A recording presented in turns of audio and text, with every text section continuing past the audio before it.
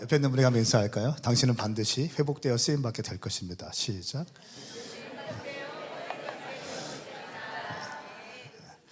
말씀이 사람을 바꾼다는 걸 믿습니까? 말씀의 불이 내 심령 가운데 새겨지면 내 인생이 바뀌어진다고 정말 믿으세요? 예배 한 번이 내 인생을 바꿀 수 있다. 이 믿음 있습니까? 이 믿음 있는 분들은 두 손 들고 아멘 해보세요. 한번 흔들고 아멘 해보세요. 예. 다 그렇게 믿는다는 전제를 가지고 말씀을 선포하겠습니다. 우리 이재일 목사님은 한국교회 정말 귀한 목사님이세요. 예. 자, 이재일 목사님이 한국교회 정말 귀하신 목사님이다 믿어지면 두 손 들고 아멘. 흔들 거는 없어요 아직. 왜 벌써부터 흔들어? 어? 제가 목사님을 뵈면 어떻게 목사님이 이렇게 아주 섬세하시고 단어 사용하시는 것도 그렇고 목회하시는 것도 그렇고 방송을 봤는데 방송을 또 기가 막히게 하시는 거예요. 그렇죠? 또 잘생겨서 이미 화면이 너무 잘 받아. 이거 어떻게 해요? 근데 영혼 사랑하는 마음도 너무 깊으시고 또 선교적 열정도 있으시고 여러분 마지막 때는 교회 잘 만나는 게 큰 축복입니다. 좋은 담임 목사님 만나는 게 큰 축복이에요. 정말 기도하시고 선교하시고 영혼 사랑하시는 목사님. 제가 이런 생각 들었어요. 목사님께서 10년 전에 부임하셨다고 들었는데 이 강단이 그냥 세워진 게 아니거든요. 목사님의 청춘과 젊음의 때를 사모님과 함께 갈아서 인생을 가는 거예요. 목회 그냥 하는 거 아니에요. 목회 이벤트가 아니고 인생을 갈고 젊음을 갈았어요. 그리고 지금의 인천제일교회가 된 거예요. 저는 오늘 이 시간 진하게 말씀을 선포하고 갈 텐데 참고로 제가 이번 주에만 12번의 외부 집회를 했어요. 이번 주에만. 할렐루야. 할렐루야. 그러니까 반응을 빨리빨리 해주셔야 돼요. 제가 피곤해요. 그러니까 빨리빨리 하시고 빨리빨리 하고 빨리 하고 빨리 끝냅시다. 그래서 서로 이렇게 힘들게 하지 말고 빨리빨리 탁 알아듣고 아멘하고 결단하고 결심하고 2025년 딱 마무리하고 2026년 준비하는 거예요. 네, 그래서 정말 열심히 시간 했는데 12번 설교했는데 아직도 이제 한 다음에 또 3번이 남았어요. 3번. 토요일까지 3번 이렇게 남았습니다. 기뻐요. 감사해요. 그리고 쓰임 받을 수 있으면 감사하고 좋은 교회 와서 환대해 주셔서 너무 감사합니다. 오늘 본문 말씀을 교회는 이긴다라고 저희가 처음에 보내드렸는데 조금 바꾸겠습니다. 오늘 말씀 제목은요 M2414 무브먼트 사도행전적 교회 비전이라는 제목을 가지고 말씀을 나누기 원하는데요. 마태복음 24장 14절 M2414는 마태복음 24장 14절에 우리 교회가 쓰는 또 컨미션이라고 하는 선교단체가 쓰는 선교적 구호이기도 합니다. M2414. 이 마태복음 24장 14절 말씀을 보면 성경적 종말론, 성경적 선교론, 성경적 교회론이 등장해요. 한번 한 목소리로 같이 한번 읽어볼까요? 시작. 이 천국 복음이 모든 민족에게 증언되기 위하여 온 세상에 전파되리니 그제야 끝이 오리라. 아멘. 이 복음이 모든 민족에게 증언되기 위하여 온 세상에 전파되리니 그제야 끝이 온다. 종말 언제 오는가? 천년, 무천년, 후천년 논쟁이 많은데 가장 성경적인 종말론은 하나님의 말씀 복음이 온 세상에 전파되어야 끝이 온다는 거예요. 이것은 복음주의, 감리교, 또 장로교 관계없이 모든 그리스도인들이 신뢰할 수 있는 증언의 말씀이에요. 천국 복음이 온 세상에 전파되면 그제야 끝이 오리라. 마틴 로이드 존스 목사님은 이렇게 말씀했어요. 현대 그리스도인에게 가장 중요한 것은 종말론이다. 복음적 종말론이다 라고 얘기했어요. 그러니까 종말 신앙은 굉장히 중요한 신앙의 한 축입니다. 그러니까 종말 신앙이 없으면 우리는 굉장히 게을러지기도 하고 향방 없이 살아가게 되는 거죠. 마태복음 24장 오늘 본문 말씀에서 땅끝까지의 선교가 없이 주의 재림은 이루어지지 않는다. 그러므로 선교는 모든 성도들이, 모든 교회가 함께 붙잡고 가야 될 지상대 명령이다. 그러니까 선교는 교회의 한 프로그램으로 존재하는 것이 아니라 교회의 존재 목적이 선교이어야 한다. 그러니까 제가 이래봬도 선교학 박사 과정에 있는 사람입니다. 신뢰하고 믿으세요. 교회가 교회 담장을 쳐놓고 우리 교회만을 향해서 안으로 재정과 인력을 쓴다면 그 교회는 선교적 교회로 갈 수 없어요. 선교적 교회는 계속 끊임없이 나가는 거예요. 고스피릿이에요. 나가는 영입니다.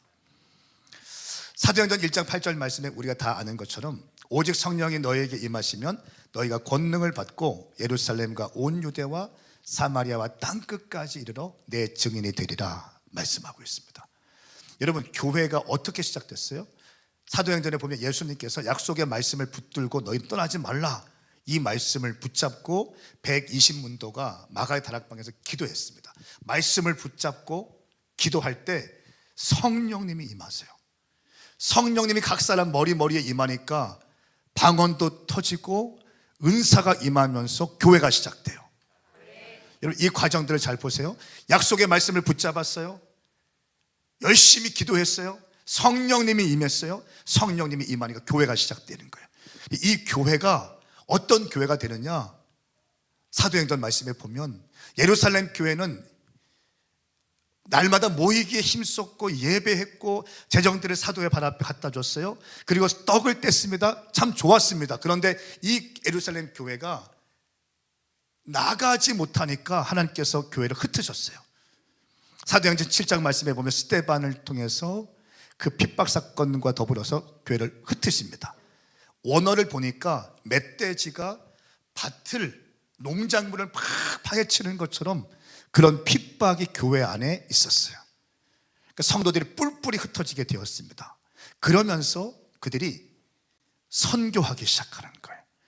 그리고 사도행전 11장 말씀에 보니까 몇몇 사람들이 이방인에게 복음을 증거하려는 시도를 해요.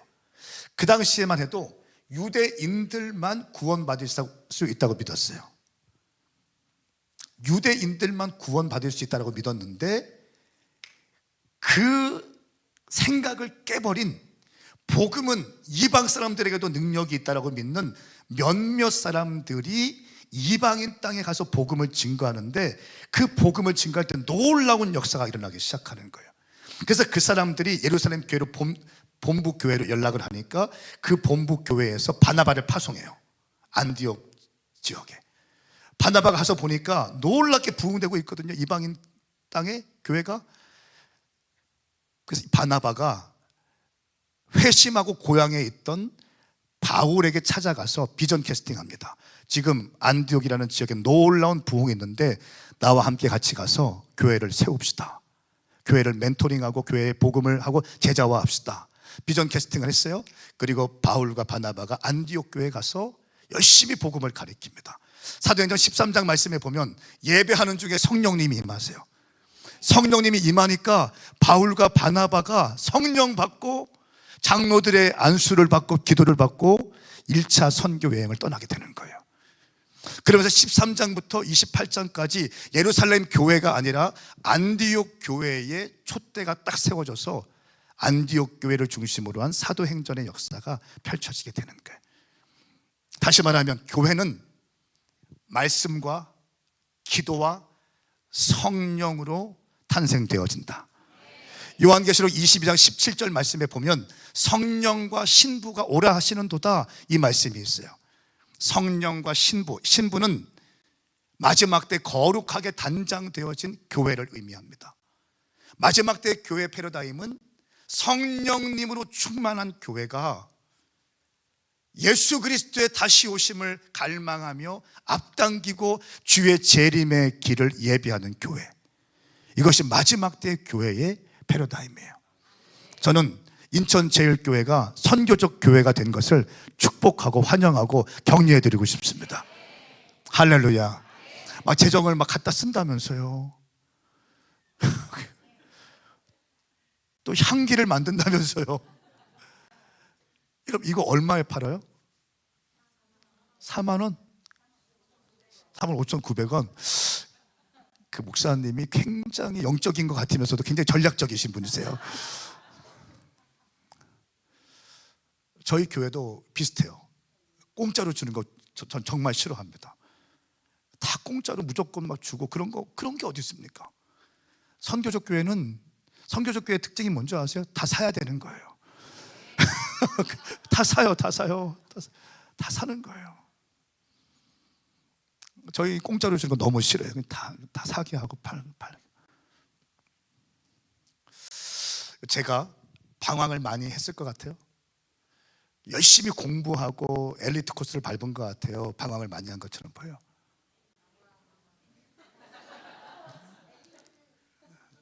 여러분의 담임 목사님 방황한 것 같아요? 엘리트 코스 밟은 것 같아요? 너무한 거 아닙니까? 강사 불러놓고. 제가 이번 주에 12번 집회를 하는데 다 물어봤어. 다 방황했다고. 그렇게. 그 근거가 뭡니까? 근거가. 네? 근거가. 저는 방황을 많이 했어요. 저희 아버지는 장로교 통합측 목사님이신데 한 150명 정도 이렇게 모이는 교회였는데 신천지가 딱 들어와서 교회가 쪼개졌어요. 그리고 그때 마침 그 건축을 하셨는데 한 200명 들어가는 건축 이렇게 했는데 돈이 없으니까 조립식으로 했어요. 그리고 너무 좀 그 조립식, 그러니까 빨간색 벽돌로 겉에만 이렇게 했는데 그 부채를 못 갚아서 거의 20년 동안 시달리다가 은퇴하셨어요. 그 겨울 되면 찬물로 막 이렇게 겨울 그 전기장판에서 자고 막 이렇게. 저희 어머니는 사모님이신데 전화 벨 소리만 울리면 노이로제 걸리셨어요. 빚쟁이들이 막 이렇게. 그때도 신천지가 들어와서 교회가 막 흔들리고 저는 방황했고. 근데 저희 어머니께서 우울증이 심하니까 야, 나 좀 살고 싶으니까 어떤 기도원에 그 명성교회 김사만 목사님이 강사로 오시는데 나 거기서 은혜 받고 싶어. 나 살고 싶어. 네가 나 좀 운전해서 태워다 줘. 제가 우리 어머니 우울증 걸리고 신천지 들어와서 교회가 쪼개지고 막 그렇게 교회가 어수선하잖아요. 사모님이 집에서 스트레스, 히스테리 부리면 굉장히 집안이 힘들잖아요. 교회도 힘들고 집안이 힘들잖아요. 그러니까 우리 어머니 불쌍해서 모셔다 드리고 나는 가려고 하는데 저희 어머니가 이렇게 말씀하시는 거예요. 성은아, 여기까지 왔는데 딱 1시간만 듣고 가. 뒤에 덧붙이는 말씀이 그러면 엄마는 죽어도 소원이 없겠어. 아니 무슨 어머니들은 그렇게 소원이 많은지 모르겠어요. 죽어도 소원이 없겠다는 거예요. 그래서 우리 어머니 너무 짠하고 안타까워서 딱 1시간만 듣고 가겠습니다 하고 2,000명 모이는 그 기도원 집회였는데 제일 뒤에서 저는 중간에 아차하면 가려고 팔짱을 끼고 있었어요. 팔짱을 끼고 저 목사 어떻게 떠드는지 보자. 그때 저는 창세기 1장 1절이 안 믿어졌어요. 태초에 하나님이 천지를 창조하시니라. 이 말씀 믿는 분 아멘 해보세요. 이게 믿어진다고요? 동정녀 탄생이 믿어지니 니네들? 남자와 여자가 잠자리 하지 않고 아기가 생겨, 이게 믿어져? 믿는 분만 두 손 들고 아멘 해봐. 나하고 비슷한 애들이 있네. 나는 안 믿어졌어. 내가 그 마음 이해해. 야, 이게 논리적이지도 않고 합리적이지도 않고 생물학적이지도 않잖아. 남자와 여자가 결혼을 해서 이렇게 같이 해서 아기가 생기는 거지. 갑자기 뭐 아기가 생길 수 있냐 그게? 나 그게 안 믿어졌어요. 태초에 하나님이 천지를 창조하시니라 안 믿어졌어요. 안 믿어지는 거 어떡합니까? 믿고 싶은데 안 믿어. 나도 목사 아들이고 나도 성가대 베이스 했다고요. 근데 안 믿어지는 거 어떻게 해요? 안 믿어졌어요. 안 믿어졌어요. 제가 저 2,000명인데 팔짱을 끼고 저 목사 어떻게 떠드는지 보자. 그때 그렇게 그런 생각으로 판단하고 있었어요. 이렇게. 근데 굉장히 목사님이, 명성교회 목사님이 안 오시고 그 기도원 원장님이 또 강사로 오신 거예요. 강사가 바뀌었는데 사과도 안 하고 늦게 왔으면서 또 뭐 늦게 미안하다 그런 말도 없어요. 그냥 막 본인 하고 싶은 말 다 하는 거예요. 제가 우리 아버지 스타일이랑 너무 다른 스타일. 막 이렇게 말도 너무 거칠고 막 반말도 하고 막, 교회 집사, 권사, 장로님 좋은 직분이 있잖아요. 근데 다 아저씨고 아줌마고 막 그렇게 말해요. 아줌마 외자, 그리고 막 커피 타오라고 하고, 졸고 있으면 2,000명 앞에서 그 아줌마 이렇게 세워서 커피 타오라고 해요. 커피 타올 때까지 서 있어야 돼요. 커피 마셔야 돼. 안 마시면 설교 안 해요. 5분 동안 그 아줌마 서 있는 거예요, 계속. 그런 아주 좀 그런 분인데 제가 팔짱을 끼고 있던 제가 왠지 모르게 팔짱을 이렇게 펴지게 되고 주먹에 힘이 들어가게 되는 거예요. 그러면서 나도 모르게 아멘, 아멘, 아멘, 아멘, 아멘. 내 눈에 눈물이 줄줄줄 흐르고 있는 거예요. 내 눈에 눈물이 흐르고 있는 거예요. 그러면서 견고한 진과 같은 내 이 강팍한 심령의 벽이, 여러분 오한마 아십니까? 오한마? 큰 망치? 오한마로 쿵, 쿵, 쿵 때리는 거예요. 그리고 마지막 설교 마지막에 불 다 꺼놓고 우리 시간 두 손을 번쩍 들고 회개하면서 살아계신 주님께 기도합시다. 주여 기도하는데 저도 모르게 주여가 뻥 터졌어요. 저는 그때까지 크게 기도하면 하나님 기 잡섰냐, 왜 그렇게 호들갑 떨고 촌스럽게 그렇게, 제발 좀 촌스럽게 좀 하지 마, 막 그렇게 하고 다녔거든요. 제가 신학을 하고 있을 때 그때. 근데 창세기 1장 2절에 안 믿어, 동정녀가 안 믿어졌다니까요. 큰 소리로 기도하면 저렇게 바리새인 같다고 막 하는데, 그날 밤에 두 손을 번쩍 들고 주의 이름 삼창 부리고 기도합시다. 주여 주여 기도하는데 저도 모르게 눈에 눈물이 팍 흐르면서 2,000명 있는 그 성도들 가운데 나는 죄가 많이 있어서 뒤에서 기도하면 주님이 왠지 안 받으실 것 같은 느낌이 드는 거예요. 주님 앞에 더 가까이 하고 싶은 거예요. 그냥 그렇게 하고 싶었어요. 주님 앞에 더 가까이 가고 싶었고 그냥 그렇게 하고 싶었어요. 의자에 앉아 있었는데 무릎 꿇고 기도하고 싶었어요. 그래서 팍 달려와서 제일 앞에서 삐짓고 들어와서 막 기도하다가 쓰러졌어. 그리고 막 굴러다니다가 새벽 3시인가 4시에 눈 떴어요. 그리고 보니까 2,000명 꽉 차게 있던 기도원에 서너 명 조용히 기도하고 계시고 몇 분은 주무시고 계시고, 저는 그때 하나님을 만났어요. 하나님을 만나니까 인카운터, 하나님을 만났어요. 하나님을 만나는 특징이 뭔지 아세요? 하나님의 비전이 부어지기 시작하는 거예요. 하나님을 만나면 하나님의 비전이 부어지고, 하나님의 비전이 부어지면 누구도 막을 수 없는 하나님의 패션이 부어져요. 패션, 열정이 부어져요. 열정을 가지고 막 치고 나갈 때 어려운 일이 있을까요? 없을까요? 낙심될 때가 있을까요? 없을까요? 억울할 때가 있을까요? 없을까요?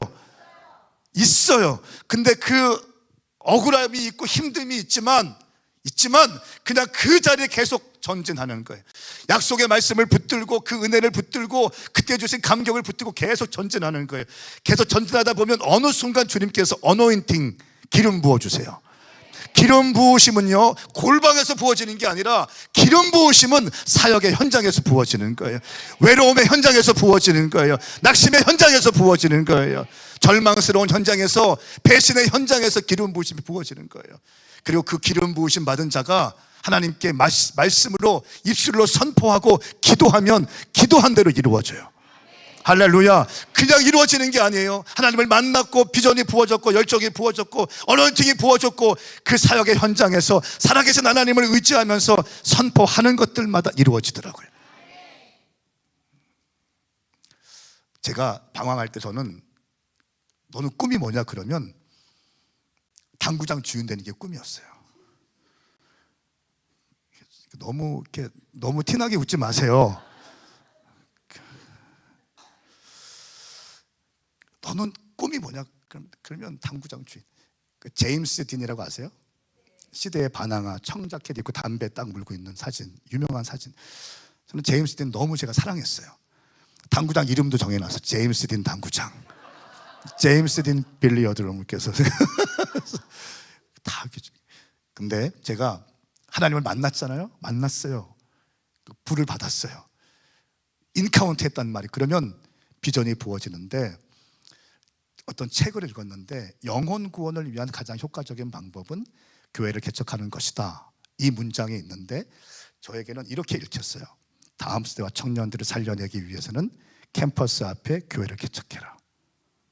이렇게 읽히고 해석되어지는 거예요. 그래서 2013년도에 당구장 하려던 제가 청년 10명과 교회를 개척했는데 23일째 금식하고 있을 때 저희 청년 중에 한 명이 목사님 여기 어때요? 하면서 보내준 사진이 여기예요. 소름이죠. 어쨌든 나는 당구장의 유업을 이어받은 사람이에요. 당구장 하다 망한 데에서 2013년도 3월 달에 교회를 시작해요. 청년 10명과. 저는 그때 한참 뜨거울 때고 불받을 때이기 때문에 맨 땅에 헤딩하고 싶었고, 성령님은 지금도 역사하신다라고 하는 것을 증명하고 싶었어요. 한국교회가 안 된다, 힘들다, 어렵다 그랬는데 나는 그냥 하나님이 하시면 할 수 있다는 믿음이 생겼어요. 그래서 청년 10명과 교회를 시작했고, 새벽 예배 끝나고 아침 등교할 때 전도, 정문, 쪽문, 후문에 2인 1조에서 전도했고, 점심 때 CCC 사역리 가지고 캠퍼스에 들어가서 전도했고, 또 하교할 때 전도지 전도했어요. 밤 9시부터 10시 반까지 전도지 열심히 뿌렸는데 그 사람들 예수 믿고 구원받게 해주십시오 기도했어요. 질문, 됐을까요? 안 됐을까요?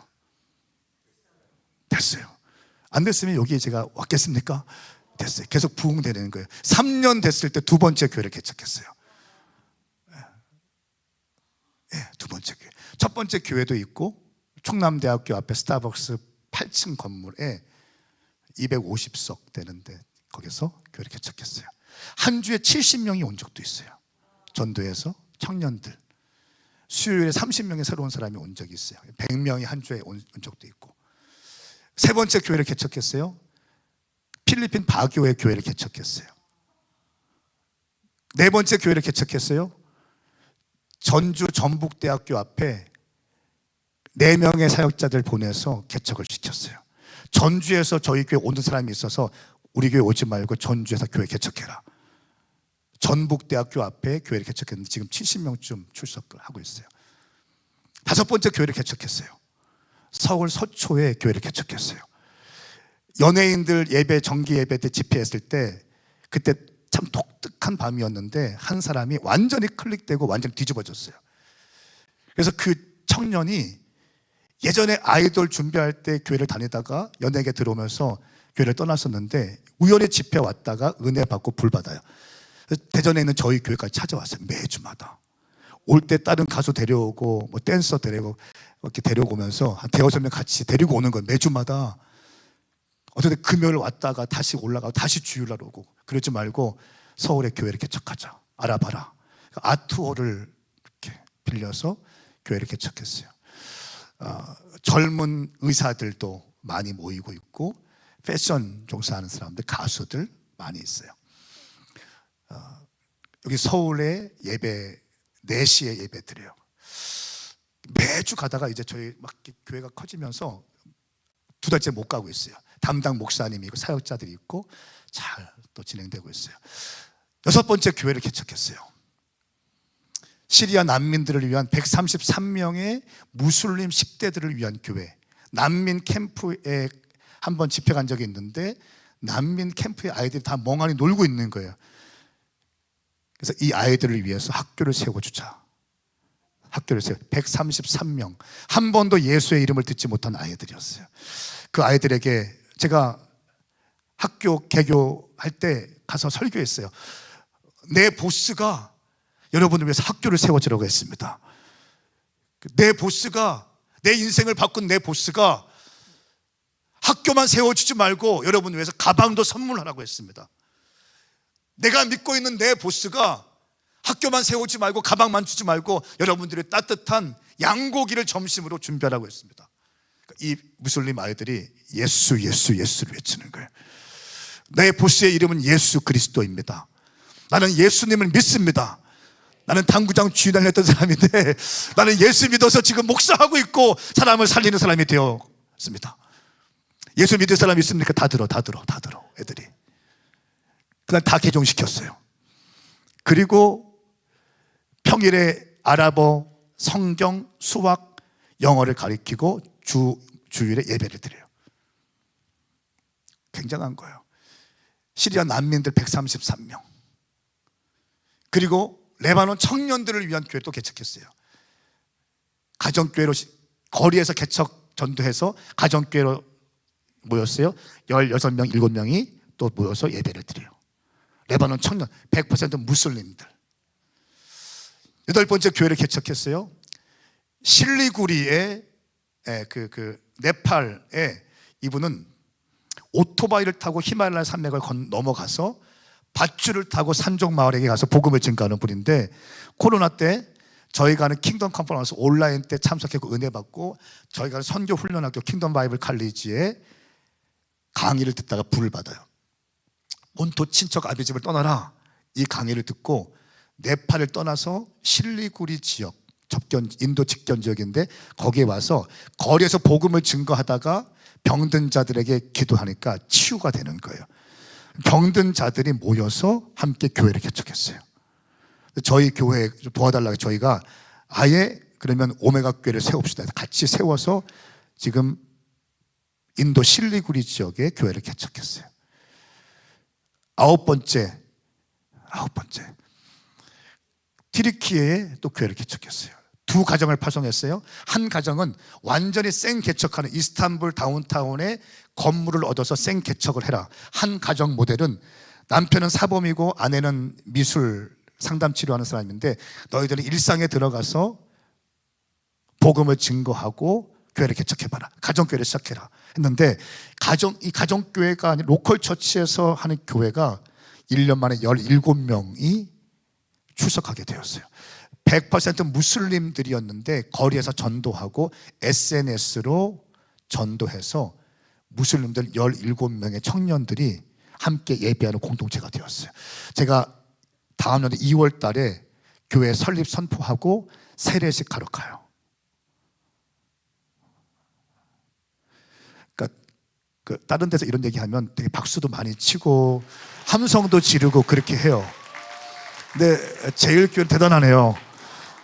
담임 목사님 닮아서 대단해요. 여기가 끝이 아니죠.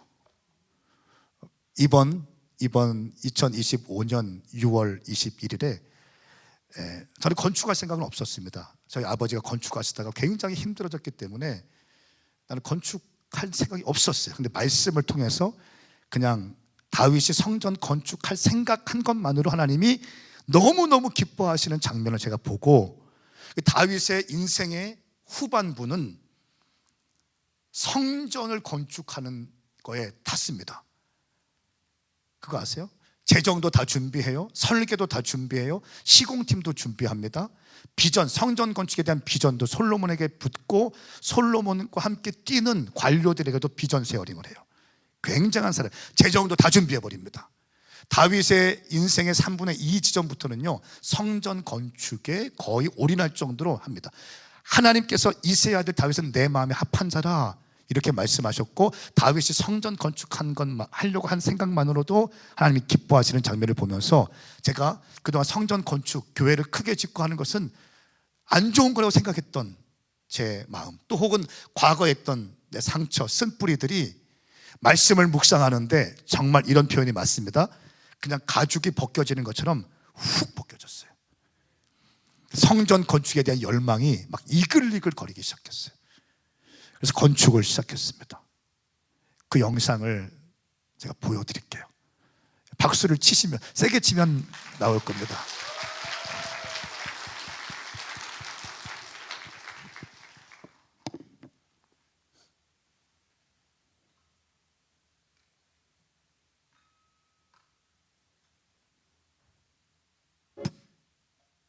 우리 오메가 교회가 개척되어졌던 2013년도에 개척했는데 9년 전 가격 그대로 하나님의 역사로밖에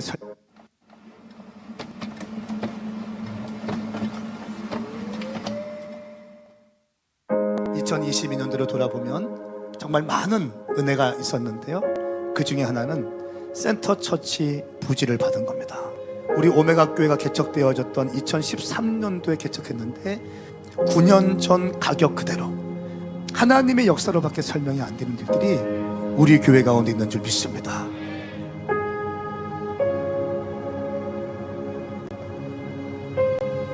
여러분들이 지금 밟고 있는 땅은요, 기적의 땅인 거예요. 은혜의 땅인 것입니다. 말도 안 되는 땅에 여러분들이 지금 밟고 있는 거예요. 하나님의 전략은 한 번도 실패하지 않습니다. 이 땅을 주신 주님께서 성전도 허락해 주실 것입니다.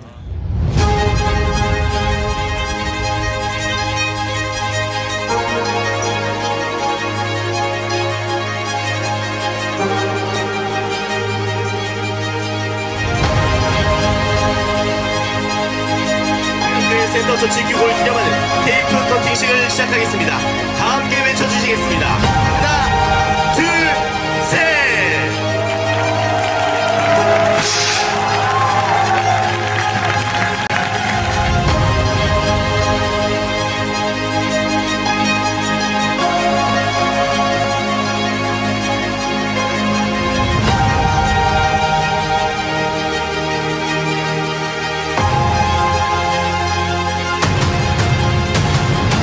하나님의 성전이 세워지는 것이 우리의 기쁨입니다. 하나님의 성전이 세워지는 것이 우리의 자랑입니다. 하나님의 성전이 세워지는 것이 우리 삶의 영광입니다. 주의 성전을 세워 주시옵소서.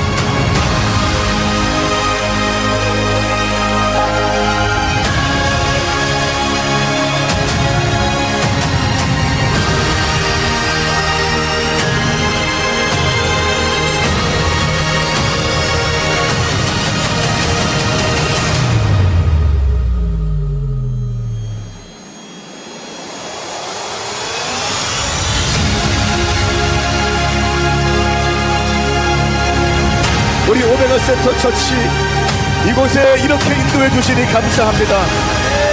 하나님의 작품이라고밖에 말할 수 없어요. 하나님이 하셨다고밖에 말할 수 없습니다. 그 누구도 이 영광을 취할 수 없고 그 누구도 이 영광을 흠집낼 수 없습니다. 우리 오메가 교회는 하나님께 모든 영광을 올려드리고 찬송할 겁니다. 하나님만이 받으시는 영광, 그 영광 주님 받아주시옵소서. 여러분, 저는 믿습니다. 우리 교회는 선교하는 교회, 대전 땅을 아름답게 하는 교회로 세워질 수 믿습니다. 청년과 다음 세대를 살렸던 교회가 도시를 일으키고 도시 곳곳에 들어가서 섬김과 사랑을 베푸는 교회로 세워질 수 믿습니다.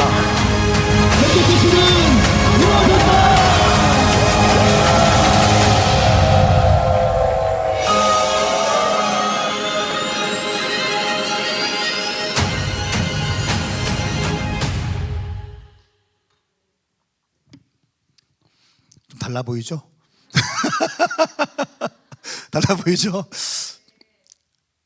엘리트 같아 보이죠? 질문, 제가 왜 이런 걸 보여드릴까요? 잘난 척하기 위한 게 아니에요. 제가 누가복음 말씀을 묵상하다가 열 문둥병자 이야기가 나오잖아요. 근데 한 사람이 고침받고 예수님께 다가가서 사례를 해요. 감사를 해요. 주님이 이렇게 말씀하세요. 고침받은 사람이 10명인데 나머지 9은 어디 있느냐. 이 말씀은 감사에 대한 말씀인데 이 말씀을 보면서 막 사무실에서 설교 준비도 아니고 그냥 말씀 묵상하다가 이 말씀 묵상하는데 내가 막 오열하게 됐어요. 문둥병자가 치유받는 장면, 문둥병자를 고치시고 회복시키시는 하나님의 역사인데 감사를 잃어버린 사람들. 그러면서 제가 깨닫게 되는 게 내가 영적 문둥병자였구나 하고 깨닫게 돼요. 여러분, 문둥병자는요 손가락이 잘라져도 고통을 모릅니다. 코가 문드러져도 고통을 몰라요. 제가 그랬거든요. 제가 정욕에 이끌려서 죄를 짓고 있으면서도 내 영혼이 파괴되는지 몰랐던 사람이거든요. 하나님을 조롱하고 주의 종들을 조롱하고 내가 판단자의 자리에 앉아서 아무것도 없으면서 교만하고 한국교회에 대해서 다 그래. 내가 경험했던 우리 아버지의 목회하면서 얻었던 내 상처들, 쓴뿌리들, 이거가 막 뒤섞여서 한국교회는 다 썩었어. 큰 교회들은 다 바리새인 교회 같은 교회야. 그러면서도 저는 하루에 5분도 기도하지 못하고 하루에 한 장도 말씀을 보지 못했어요. 그리고 정욕대로 사는 삶을 살았거든요. 제가 말씀 묵상하는데 내가 영적 문둥병자였지. 제가 그때 정말 책상에 앉아서 펑펑 울면서 이렇게 고백했어요. 하나님 저 정말 평생 동안 은혜 잊지 않을 거예요. 평생 동안 내가 영적인 문둥병자였다는 사실 잊지 않을 거예요. 예수님이 나를 불러주시고 나를 고쳐주신 거, 아무 소망 없이 꿈도 없던 내 인생 가운데 주님이 닦아주시고 기름칠해 주시고 조여주시고 하나님의 비전을 주시고 하나님의 열정을 주셔서 여기까지 왔는데 내가 어떻게 한 것처럼 말하지 않을 거예요. 제가 주님께 울면서 주님께 서원하고 주님께 경배한 적이 있어요. 여러분, 저는 영적인 문둥병자였고 저는 죄인이었습니다. 주님의 은혜로 건져주셔서 아무 실력도, 맞아요, 여러분들이 말이 맞아요, 방황했던 나, 실력 없는 난데 주님의 은혜 가운데 여기까지 왔어요. 매주마다 교회들 탐방이 막 끊이지 않고 있어요. 명성교회에서 오고 감리교에서 만낙교회, 유명한 만낙교회에서 탐방 오고 막. 그래서 저희가 목요일날 2시 이후만 받는다, 다른 데 오면 안 받겠다고 해라, 목요일날 오후 2시에만 받는다. 계속 집회가 요청, 한성교회에서 철야 요청 들어오고 막 잡히는 거예요. 계속 나는 아무것도 없었던 존재인데 주님이 세워주시는 거예요. 근데 왜 이런 말씀 드리냐면, 제가 질문 드리고 싶어요.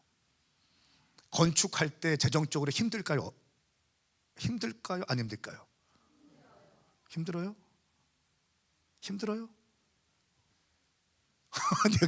꼬맹이가 힘들대요, 건축에 대해서. 대단한 교회입니다. 저는 단 한 번도 힘든 적이 없어요.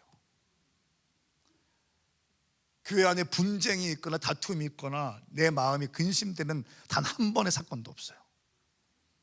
저는 계속 외부 사역했고 집회했고 건축위원들에게 책임지고 진행하십시오.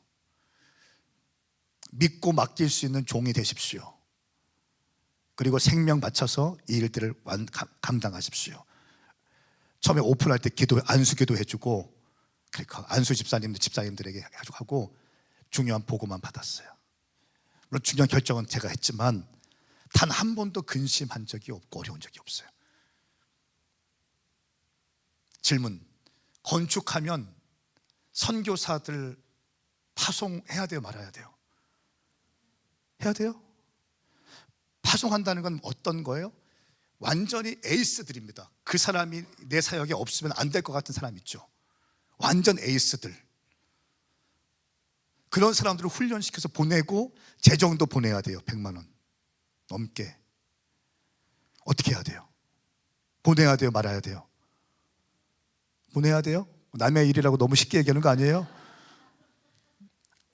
막 타이트하게 재정이 막 이렇게 부채가 있을 거 아니에요. 부채가 있는데도 선교사 파송해야 돼요, 말아야 돼요? 해야 돼요. 건축하는, 땅을 사고 건축하기까지 3년 기간인데 3가정 파송했어요. 인도의 한 가정, 말레이시아의 한 가정, 몽골의 한 가정. 몽골 파송하는 사람은 우리 완전 에이스 선교사 사역자였어요. 키즈 사역의 전문가였어요. 키즈들에게 빌리그리암 같이 인식되는 사람이, 설교하면 키즈들이 회개하고 결단합니다. 그 사람이 결혼하더니, 청년과 결혼하더니 이 사람은 예배인도 잘했어요, 기타 치면서. 그리고 사모님은 건반 치면서 예배인도 잘했어요. 정말 예배도 너무 소중했고 다음 세대 오메가 넥스트 월드라는 다음 세대 사역도 너무 잘하는 사람인데 참 보냈어요. 질문: 건축할 때 사역자들 사례비 깎아야 돼요, 안 깎아야 돼요? 쪼들리면 깎아야 돼요, 안 깎아야 돼요? 선교비 끊어야 돼요, 안 끊어요, 안 줄여야 돼요? 네? 저는 건축할 때도 사례비 다 올렸어요. 계속 선교사 사례비도 올렸어요. 2026년 지난주에 재정팀과 제가 지시했는데 선교사들에게 많지는 않지만 30만 원씩 올리자. 저희가 약 저희가 9개 국가, 8개 국가의 9개 지역 약 30명의 선교사님을 파송했거든요. 어린아이까지, 부부까지. 30만 원씩 더 올려줘라. 사역자들, 간사들, 전사들은 10% 올려라. 목사들은 5%만 올려라.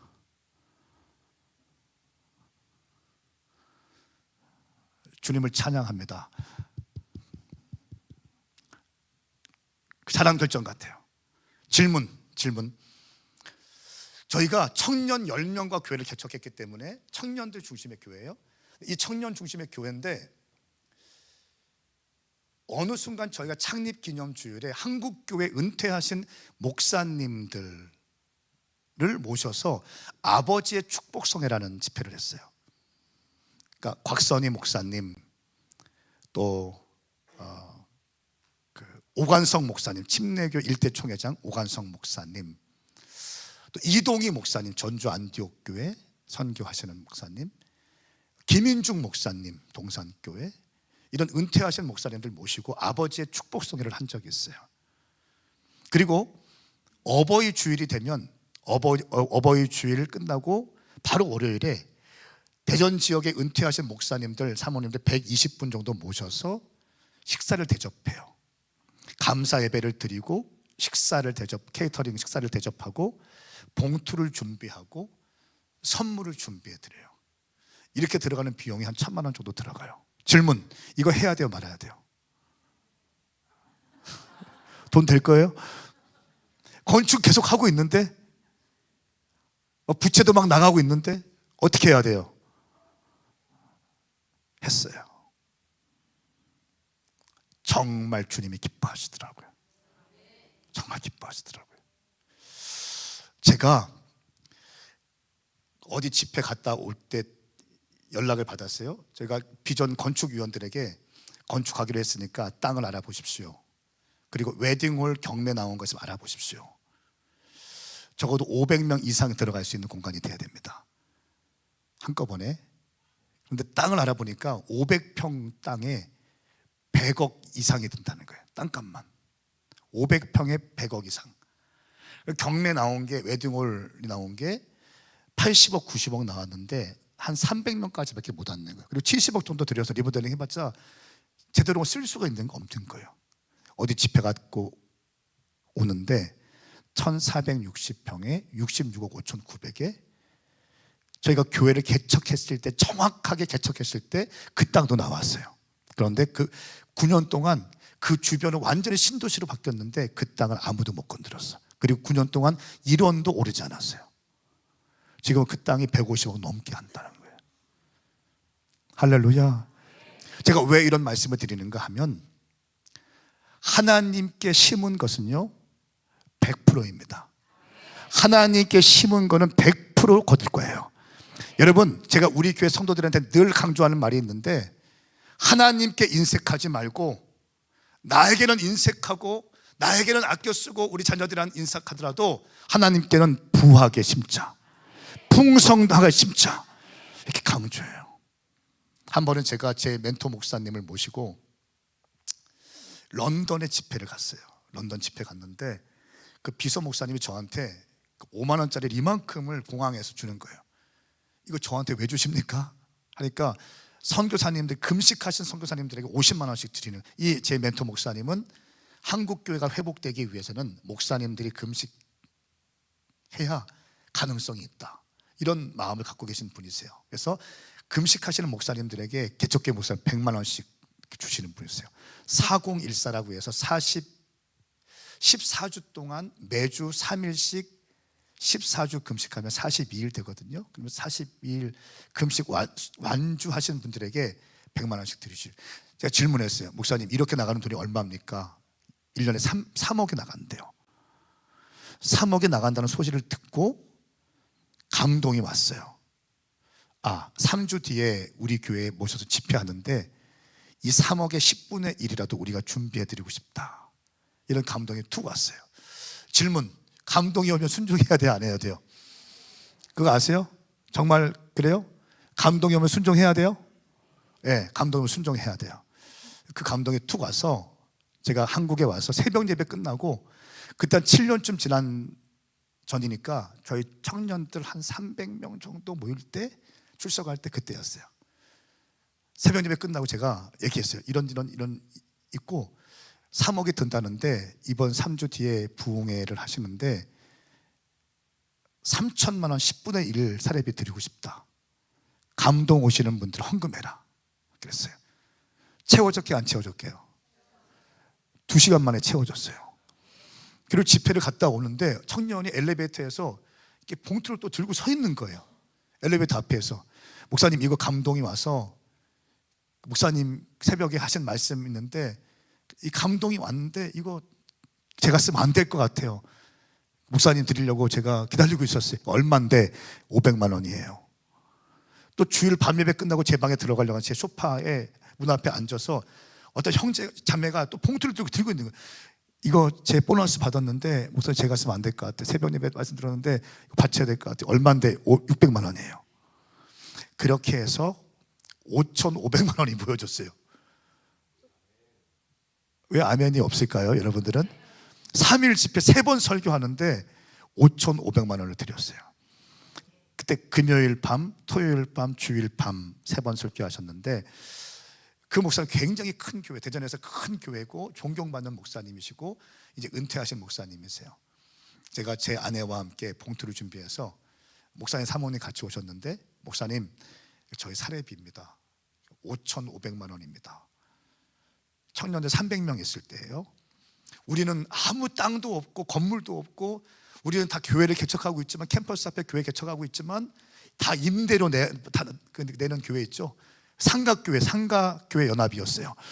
상가교회 얼라이언스 상가교회. 근데 저희 아무것도 없는데 5,500만 원 사례비입니다. 목사님 축복 기도해 주세요 하고 저와 제 아내가 무릎을 꿇었어요. 사모님이 막 우시는 거예요. 이 목사님은 정말 섬기시는 분이거든요.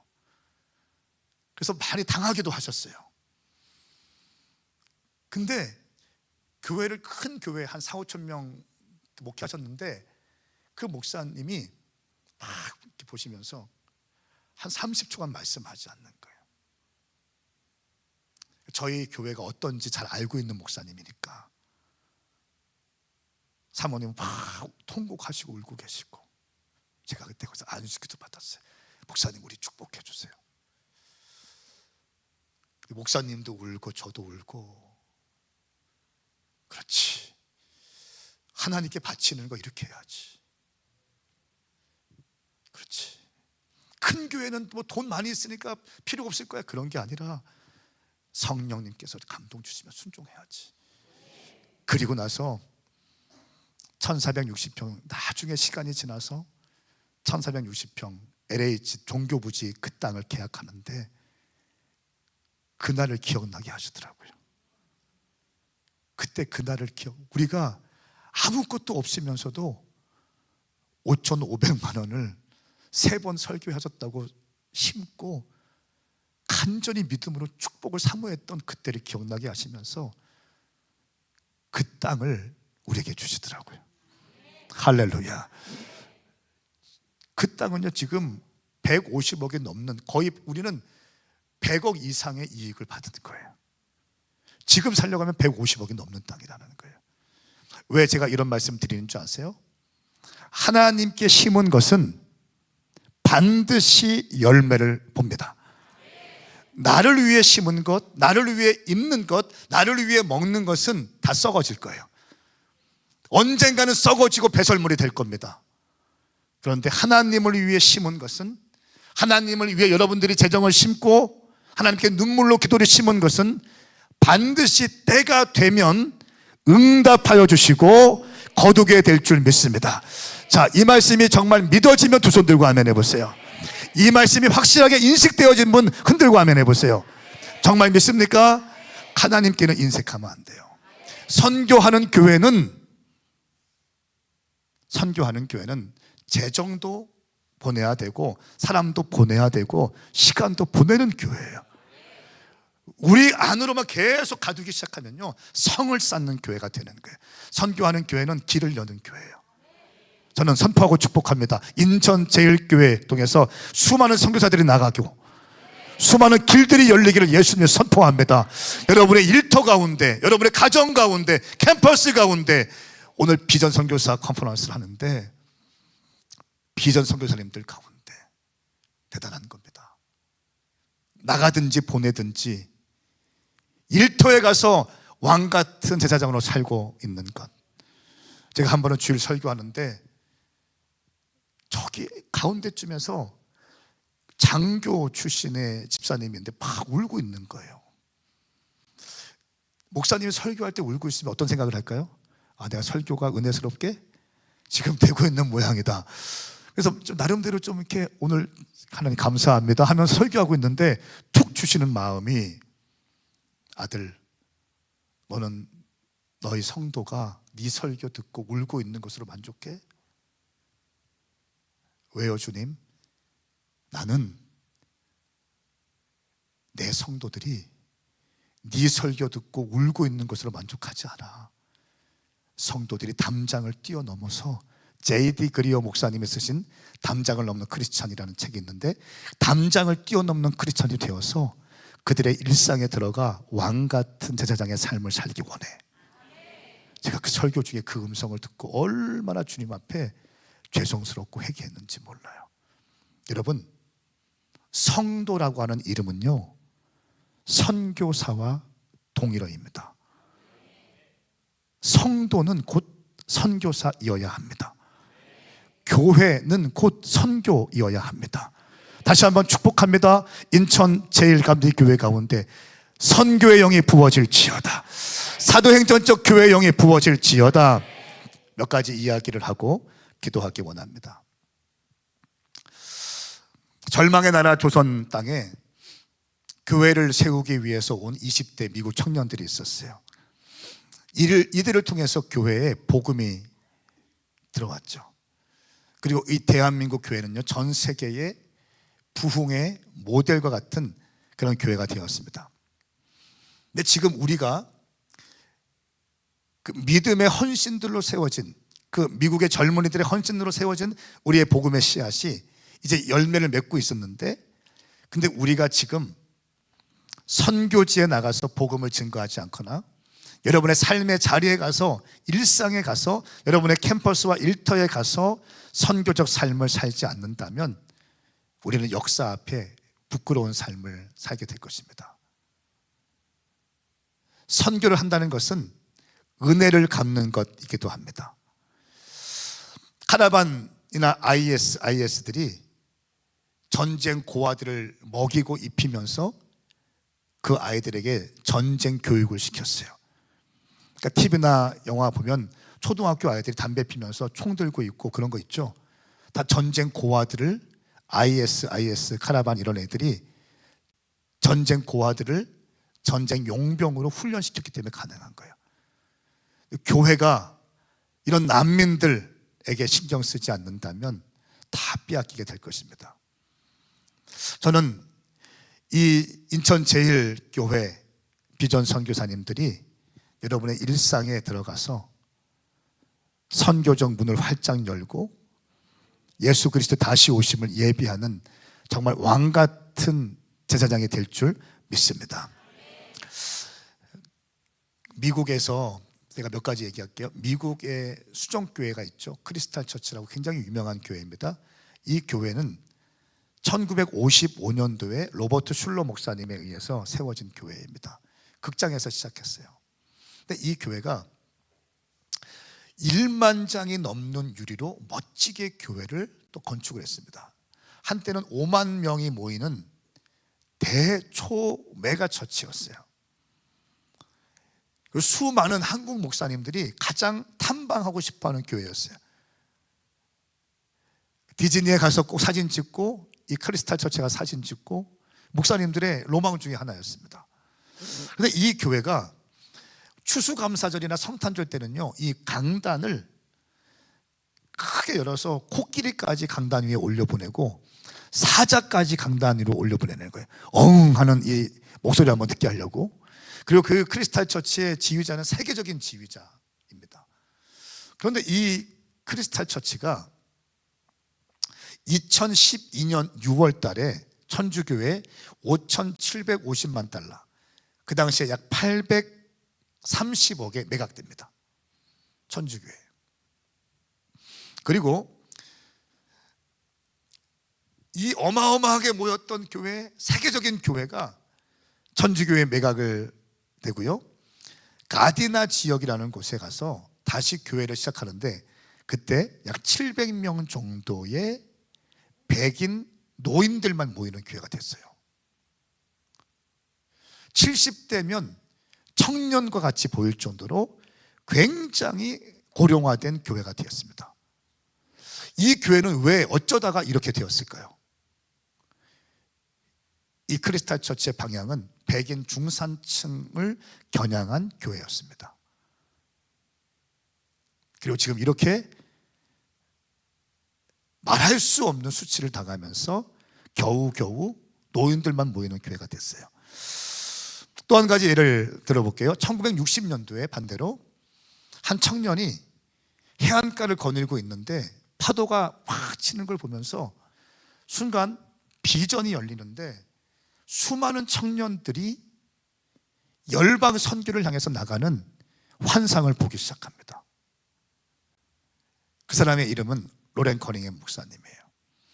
이 로렌 커닝햄 청년이 몇 년 뒤에 YM을 설립하고요, 그리고 1996년도에는 전 세계를 방문한 최초의 선교사가 돼요.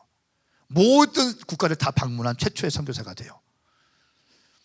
지금 전 세계에 2,500개의 베이스가 존재하고 4만 명이 넘는 장기 풀타임 선교사들이 사역하고 있습니다. 173개의 국가에서 사역이 진행되고 있습니다. 지금도 제가 코로나 자주 가는데 로렌 목사님 살아계실 때에 매년 1,000명 이상의 청년들이 열방에 와서 훈련을 받는데 그 로렌 목사님이요, 80대가 넘는 분이 반바지 입고 쪼리 신고 폴로 티셔츠 입고 껌 씹으면서 청년들과 하이파이브 하고 있어요. 그 YM의 중요한 핵심 가치가 챔피언 영 피플입니다. 청년들을 지지하고 청년들을 격려하고 우리는 응원한다. 핵심 가치 가운데 챔피언 영 피플이 있어요. 계속 하이파이브 해주고 격려해 주는 거예요. 여러분, 저는 인천 제일교회 이재일 목사님과 함께 프레시 컨퍼런스를 섬기고 있습니다. 선교적 운동에 동참하고 있고 함께 강사로 또 섬기고 있고 네트워크하고 있는데요, 이 교회가 인천 지역의 젊은이들을, 잃어버린 젊은이들, 청년들 찾아올 수 있게 축복합니다. 빼앗긴 영혼들을 찾아올 수 있게 바랍니다. 그들 가운데 불을 주고 그들 가운데 비전을 줘서 주님 나라 위해서 함께 달려갈 수 있는 놀라운 축복의 교회가 되기를 바랍니다. 한 가지 이야기를 하고 마치겠습니다. 우리가 알고 있는 루비 캔드릭 선교사님이 부모님께 쓴 편지를 읽어드리고 함께 좀 찬양하고 싶습니다. 이 편지를 보면 이 루비 캔드릭 선교사님은 25살의 나이에 조선 땅에 왔습니다. 개성에 와서 여학교 교사로 재직했습니다. 그런데 급성 맹장염으로 죽게 되었어요. 근데 그 루비 캔드릭 선교사님이 부모님께 쓴 마지막 편지문이 공개되었습니다. 반주를 좀 부탁할게요. 이렇게 이런 편지 내용이 있습니다. 아버지 어머니, 이곳 조선 땅은 참으로 아름다운 곳입니다. 모두들 하나님을 닮은 사람들 같습니다. 선한 마음과 복음에 대한 열정으로 보아 아마 몇십 년이 지나면 이곳은 예수님의 사랑으로 넘치는 곳이 될 것 같습니다. 저는 복음을 듣기 위해 20km를 맨발로 걸어오는 어린 아이들을 보았을 때 그들 안에 있는 하나님의 사랑 때문에 오히려 위로를 받습니다. 그러나 한편에서는 탄압이 점점 심해지고 있습니다. 그저께는 예수님을 영접한 지 일주일도 안 된 서너 명에 끌려가 순교했고, 토마스 선교사와 제임스 선교사도 순교했습니다. 선교 본부에서는 철수하라는 지시가 있었지만 대부분의 선교사들은 그들이 전도한 조선인들과 아직도 숨어서 예배를 드리고 있습니다. 그들은 모두가 순교를 할 작정인가 봅니다. 오늘 밤은 유난히도 고향으로 돌아가고 싶습니다.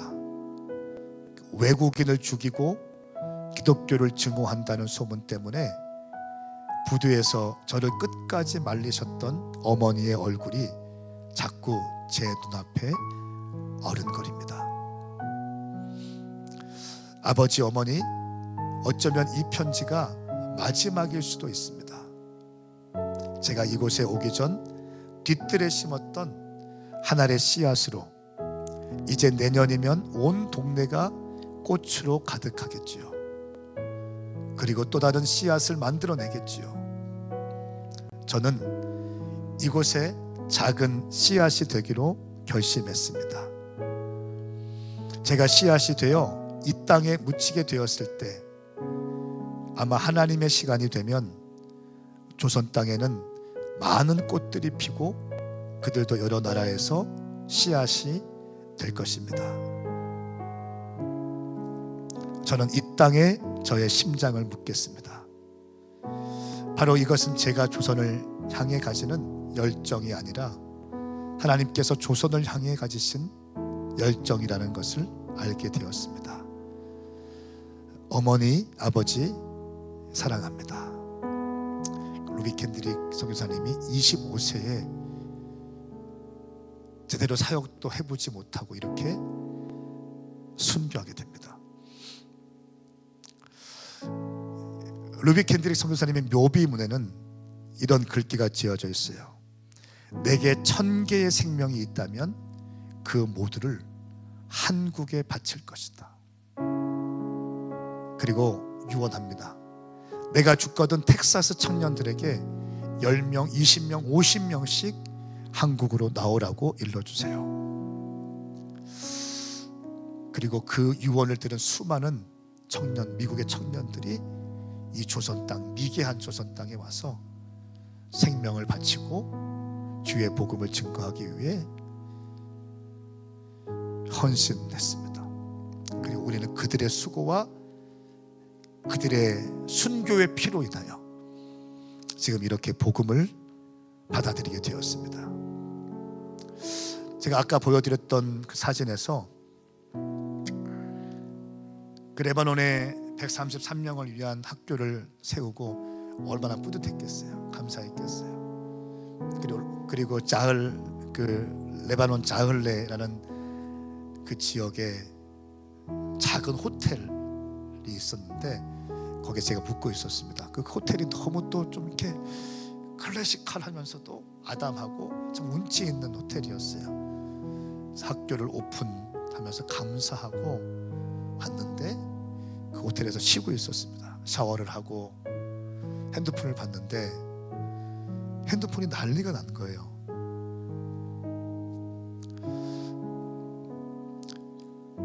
이태원에서 158명의 청년과 다음 세대들이 압사당해서 죽었다는 믿기 힘든 기사를 보았어요. 카톡방에 난리가 났어요. 이거 유언비어인 줄 알고 영화 소재인 줄 알고 보니까, 검색해 보니까 정말 158명의 청년들이 그 이태원 좁은 골목에서 죽었다는 것을 알게 되었어요. 제가 그날 거기에서, 그 호텔에서 나는 조금 전까지 여기에서 학교를 세우고 교회를 세워서 133명에게 복음을 증거하고 영접하게 하고 이제 힘있게 이 사역이 시작될 것에 대한 기대감을 가지고 내 안에 행복해 있는데, 우리 대한민국 서울 한복판에서 젊은 청년과 다음 세대들이 그 이태원 좁은 골목에 들어가서 희귀한 복장을 하고 거기서 유흥을 즐기다가 158명이 압사당했다는 소식을 듣고 제 마음에 너무 큰 아픔이 왔어요. 제가 공항에 도착하자마자 그날 밤에 수요일이었는데요, 수요일날 저희 서울에 있는 교회 성도들을 다 이태원으로 집합시켰어요. 오늘 수요 예배는 교회에서 안 하고 이태원에서 예배하겠다. 그리고 우리가 그 158명이 압사당한 그곳에 예수 우리 왕이여 찬양하면서 이곳의 왕은 예수님이십니다. 대한민국의 왕은 예수님이십니다. 다음 세대 청년들의 왕은 예수님이십니다. 예수님 이곳에 오셔서 다스리시고 주님 통치하여 주시옵소서. 이 찬양을 부르면서 그 이태원 158명이 압사당한 그곳을 수십 바퀴를 돌았습니다. 그리고 우리 성도들이 함께 눈물을 흘리면서 하나님, 다시는 이런 일이 이 땅에 일어나지 않게 하여 주십시오. 그리고 주님, 어떻게 서울 광장도 있고 넓은 광장이 있는데 이렇게 좁은 이태원 골목에서 왜 청년들이 이런 좁은 골목에 모여서 이렇게 죽어가야 됩니까 주님? 하면서 울부짖은 적이 있습니다. 사랑하는 여러분, 저희 교회에도 비전 선교사님들이 있습니다. 저희는 열방 선교사가 있고 무릎 선교사가 있고 여러분과 비전 선교사가 있고 캠퍼스 선교사가 있어요. 또 2026년도부터는 이주민 선교사들을 훈련시키려고 그래요. 예, 그렇습니다. 교회는 사실 모든 성도들이 선교사의 삶을 살아야 되는 거예요. 저는 선포하고 축복합니다. 인천 제1감리교회를 통하여 이 땅에 죽어가는 수많은 청년과 다음 세대들이 예수님께로 옮겨지는 놀라운 역사가 일어날지어다. 일어날지어다. 일어날지어다.